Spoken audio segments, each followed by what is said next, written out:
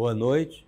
Estamos iniciando mais um programa Ideias em Debate, um programa onde nós procuramos discutir o progresso do Piauí e a melhoria do ambiente de negócios, sempre procurando fazer com que essas discussões estejam um pouco afastadas da política.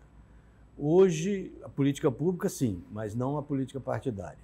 Hoje nós estamos com um tema de um setor muito importante no Piauí, especialmente em Teresina, que é o setor de restaurantes. E nós temos aqui conosco dois debatedores, duas pessoas que destacaram muito nessa área e que vêm de uma área técnica. O José Luiz Carvalho Fortes, que é engenheiro civil, é dono de vários restaurantes, entre os quais o Gran Cru, e a Ana Lígia Sampaio Santos, que também é uma formação básica de arquiteta e é empresária.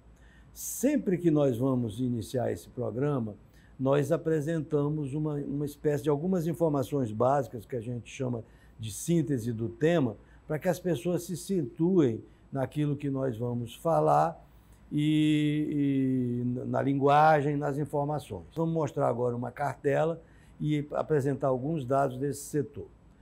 A principal entidade que coordena isso é a Associação Brasileira de Bares e Restaurantes, a Abrazel, que tem, naturalmente, uma filial em cada estado. No Brasil existe a Abrazel Piauí. O que a gente conseguiu coletar na internet é que o setor de bares e restaurantes tem uma importância da ordem de 2,7% do PIB do Brasil. Ah, é pouco? É pouco não, é muito. Só para você ter uma ideia, a estimativa é de que o PIB do Piauí seja 0,7% do PIB do Brasil. Então, só esse setor é 5 vezes maior do que o PIB do Piauí. 4, 5 vezes maior do que o PIB do Piauí. É uma estimativa da Abrazel de que 31% do que os brasileiros gastam com alimentação, inclusive compra de supermercado, etc., é gasto nos setores de bares e restaurantes. Então, 1/3. Para cada R$3 que o brasileiro gasta, ele gasta nos setores de bares e restaurantes. E essa é uma tendência que está em processo de ampliação. Os principais tipos de estabelecimentos que nós estamos referindo são as fast foods, restaurantes de alimentação alternativa, o que eles chamam também outro segmento de alimentação saudável. Lá em São Paulo e no Rio há muitas microcervejarias, as lojas especializadas em bebidas, em cachaçarias, Academia da Cachaça, etc. Os restaurantes de comida gourmet, os cafés, que também é um outro segmento que despontou muito, o segmento de comidas prontas, né? E as distribuidoras de bebida. O impacto da Covid. Nós tivemos, segundo dados da Abrazel, em 2019 o setor teria faturado, na estimativa deles, na ordem de 235 bilhões de reais. E em 2020 isso caiu para 175 bilhões.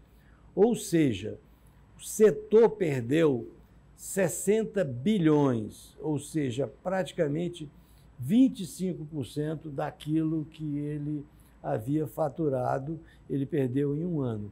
E isso gerou o fechamento de 35 mil negócios de alimentação. Inclusive, no Piauí, também esse impacto de todos conhecidos, foi muito forte. A última cartela que nós vamos apresentar são algumas informações Nós tivemos muita dificuldade, como eu disse, de encontrar informações quantitativas sobre o setor.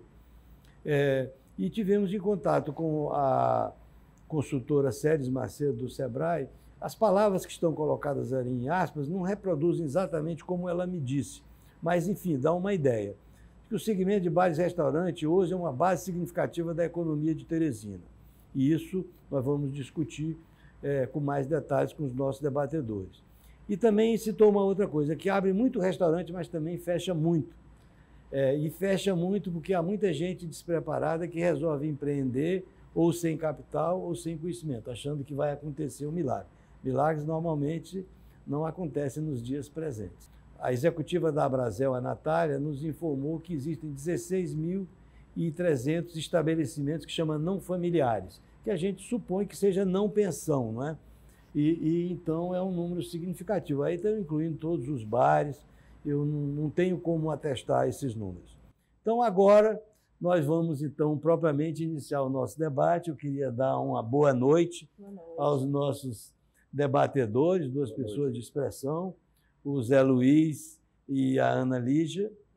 Sejam muito bem-vindos aqui no nosso programa. Certo? Eu queria começar contigo, Zé Luiz, que é mais... Geralmente as mulheres primeiro, né? Pois vamos começar com as mulheres. Não, mas você aqui o programa é flexível. Ana Lígia, conta um pouco. Você é arquiteta, né? Sou arquiteta. Como é que foi tua trajetória pessoal? Na verdade, eu sempre gostei de cozinhar desde pequena e tinha paixão por abrir algum negócio para mim local. E aí, quando tive uma oportunidade, eu chamei a minha sócia, que é minha tia, e a gente abriu em menos de um mês, um empreendimento sem ter nem estudado, sem ter feito nada. Foi uma coisa amadora. Você chegou a trabalhar com arquitetura antes disso? Cheguei. Eu tenho 15 anos de formada, eu cheguei a exercer os dois ao mesmo tempo. Eu tenho 11 anos de restaurante, então, uns 4 anos me dediquei à arquitetura. Trabalhei em repartição pública também, como arquiteta. E aí, o nosso caso foi o inverso. Em vez da gente se especializar e abrir um empreendimento, a gente teve que crescer junto com o empreendimento. Começamos com um estabelecimento sem nenhum profissionalismo, né? A gente foi crescendo e se profissionalizando durante esse crescimento, esses 11 anos de estabelecimento. Então, a gente ia para a cozinha, ia para o caixa, servia, fizemos cursos profissionalizantes, começamos a ter uma noção do nosso público-alvo, que eu acho que é o mais importante, é você saber qual é o seu público-alvo. E com isso, a gente criar estratégia para poder se manter sempre presente na vida das pessoas, né? Legal. Você, Zé Luiz, eu sei um pouco que você é filho de um grande construtor e é também formado em engenharia civil, e eu sei que você andou lá trabalhando também lá na empresa com teu pai. Acho que depois você empreendeu sozinho também, não? Eu sou engenheiro, como você falou, e passei 17 anos, eu acho. Nem tenho esse número de cabeça. E aí, aos poucos, eu fui saindo, porque eu resolvi ter um negócio próprio também, empreender sozinho, e comecei errado nesse sentido que a Ana quer dizer, sem nenhuma... Não houve um planejamento, não houve nenhuma preparação para isso. De uma hora para outra, eu quis ter algo, a gente fez, e era para ser uma loja. Nunca pensei em ter restaurante, a verdade é essa, tá? Que foi o Gran Cru, né? Porque aqui a Gran Cru loja virou o restaurante Gran Cru, questões circunstanciais de mercado. Então terminou que do primeiro veio o segundo e o terceiro, então o restaurante apareceu na minha vida ao acaso. Não era essa a minha ideia. A ideia era uma loja de bebida, de vinho. E essa loja virou o Gran Cru, o restaurante Gran Cru. Aí terminou também que eu gostei muito, a verdade é essa. Eu tive essa sorte. Que eu acho que esse aqui é um erro que muitos cometem, que eu cometi, mas, como eu disse, o acaso, talvez o fato de eu ter gostado, permitiu que a gente engatasse uma quinta e conseguisse seguir adiante. Pois é, porque esse troço assim de empreender, a pessoa não pode ter um modelo muito rígido, né? Quer dizer, você tem que ir e tem que ir se adequando às coisas, porque você certamente que vai arriscar em algumas coisas e vai avaliando, isso aqui não deu certo, vamos modificar, isso aqui funcionou melhor, né? Então... E eu acho que quando você coloca um estabelecimento, você tem que entregar de corpo e alma, né? É de domingo a domingo, não tem feriado, não tem final de semana. E é isso, e aprender junto com ele. Pois então. E aí eu te pergunto o seguinte, como é o Temperato? Em que ele... por que você escolheu esse segmento e não um restaurante tradicional ou uma loja? E como que ele é? Qual é o teu público? Como é que é isso? Pronto, o Temperato. Por que eu escolhi um self-service? Na verdade, como eu disse, caiu de paraquedas essa oportunidade para a gente. Em menos de um mês, a gente abriu um self-service. Ou alguma coisa que funcionasse pela manhã. Como nós somos duas mulheres, as sócias, a gente nunca teve a vontade, até então, de estender para ser um restaurante, abrir até tarde da noite. Não era nosso foco.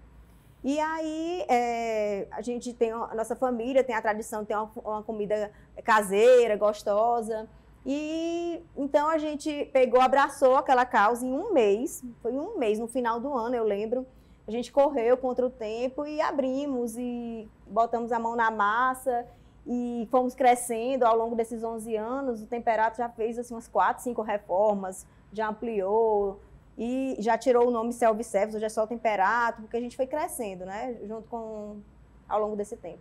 E tua família é tão grande que se não tivesse público, só o pessoal prestigiando e indo comer já ia manter o restaurante. Com né? certeza. Com certeza. Escuta, Zé Luiz, e você? Você tem 3 empreendimentos principais, né? A gente brinca que são 3,5, porque tem uma operação exclusiva para delivery, tá? Isso.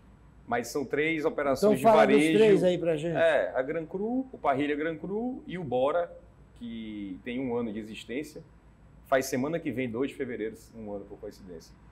Então são 3 operações, são total 400 assentos, 400 lugares. Cada um a gente procura ter um conceito diferente. A primeira operação foi a Gran Cru em si, né? Que a Gran Cru virou o Gran Cru, como eu já disse. E depois a gente veio com o atual Parrilha, que antes era uma sociedade com a marca de Fortaleza, amigos nossos até hoje, por sinal, mas a gente desfez essa sociedade e seguiu vida própria, mudando a marca para Parrilha Gran Cru, que isso ocorreu durante a pandemia. E o terceiro filho dessa história toda, o Caçula, que é o Bora, que abriu faz 1 ano, como eu falei, e tem um nicho também, cada um tem um nicho diferente. São 3 propostas que a gente procura separar para ter uma personalidade própria, né? Você não pode ter negócios concorrentes, similares. A gente procura ter cada um com a sua autenticidade. O Bora é algum modelo que você adotou ou é próprio? Eu acho que o Bora, porque eu comecei em 2008 com a Gran Cru, já são quase 14 anos, e depois veio o Parrilha, que é advindo de uma marca já existente, que é o Cabana Del Primo, de Fortaleza. Então, terminando, o Caçula, que veio agora, esse é a concepção própria. É, né? De concepção própria, que isso aí foi a marca criada pela gente. A gente é equipe, lógico, né, Ezequias? Junto com parceiros, com agência, mas enfim, o Bora ele é um produto próprio, uma marca própria, veio de fruto de pesquisa, trabalho, viagem, inspiração do que já existe em alguns lugares por aí afora. E, portanto, acho que tem um orgulho maior nesse sentido. Por isso que eu disse que é o caçula, no meu caso também é o preferido. O Bora seria alguma coisa assim como uma alimentação, tipo uma alimentação rápida, mas sofisticada. Seria isso? Não, talvez rápida, porque a gente tem um equipamento lá que dá uma velocidade muito grande, que não vou me perder muito nisso, é um forno bem bacana, forno Josper, que ele dá uma velocidade e uma qualidade diferenciada. Mas o Bora é porque você tem normalmente, como muitas pessoas, a imagem de hamburgueria. A gente tem burger, steak, beer. Ele é uma casa que a gente que dá um giro de 180 em relação à Gran Cru, mesmo estando lado a lado, saindo do vinho para fazer algo similar no mundo da cerveja. Então já tem essa virada de cara. Quando você sai do vinho para a cerveja, naturalmente também a comida, a apresentação, o conceito por trás da comida é algo muito mais informal, muito mais despojado. Então não é que seja rápido, digamos que seja algo mais simples. Tá? E a gente tem burger steak, como está no próprio nome, então a gente tem foco numa casa com um forno especializado em carnes, junto com os sanduíches que a gente tem os hambúrgueres no meio. Tornaram-se carro-chefe, mas a casa é para você almoçar e jantar também. Tá certo. Bem, eu mudei, conversei antes com vocês, e eu mudei para o Piauí, eu sou piauiense, mas morei fora há algum tempo, e mudei de volta para o Piauí há 30 anos atrás. E quando eu cheguei aqui, fiquei surpreso, porque havia poucas opções para a pessoa sair à noite, somente casal. Havia até uns lugares boêmios, umas churrascarias, de azaração, mas assim, propriamente restaurantes, como hoje nós estamos falando, eram poucos.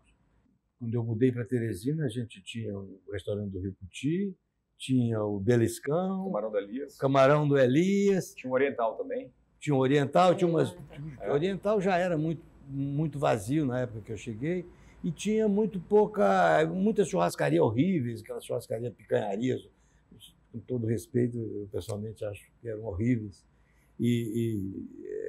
Enfim, mudou completamente. As pessoas não iam ao cinema. Então, eu pergunto, teria sido a chegada dos shoppings? Porque houve uma mudança no hábito vocês não existiriam se os piauienses fossem hoje como eram há 30 anos atrás, não saíssem de casa, convidassem as pessoas para jantar em casa, para ver seu vídeo. Eu acho que é mudança cultural, eu acho que esse negócio de igualdade social, que a mulher passou de não ser mais aquela mulher do lar, da dona de casa, de só cozinhar, de cuidar dos filhos, passou até querer ter igualdade, né? De gênero, né? De trabalhar, de também buscar a vida e com isso saírem mais. Eu acho que fez crescer mais restaurantes. Porque antigamente eu acho que as pessoas tinham mais o hábito de ficar em casa, de almoçar em casa, de jantar em casa. Você acha que isso foi provocada assim, pela chegada dos shoppings ou foi um caminho natural mesmo de mudança? Você que é arquiteta lida muito com isso, ou mudança mesmo dos hábitos em geral, apesar dos shoppings ou junto com isso? Eu acho que apesar do shopping, eu acho que foi mesmo a mudança mesmo, porque o shopping eu acho que ajudou com os cinemas, né? As pessoas a irem frequentar o cinema. Sair da poltrona, né? Ezequias, eu acho que shopping não é causa, é consequência. Ele veio na onda. A onda é maior do que ele em si. A questão é cultural e ele faz parte. A questão abrange o shopping, na minha opinião. As mudanças de hábitos do shopping são parte disso. Na verdade, de lá para cá, que fizeram aparecer os shoppings e outras, digamos, operações, outras casas com outro conceito, diferentes do que a gente tinha antes. Eu acho brilhante essa observação de vocês. Eu tinha até uma perspectiva diferente, mas realmente a gente vê que Teresina foi uma das capitais mais tardias em shopping, né? Então, já havia uma demanda que não estava atendida. Bem, pessoal, nós vamos agora...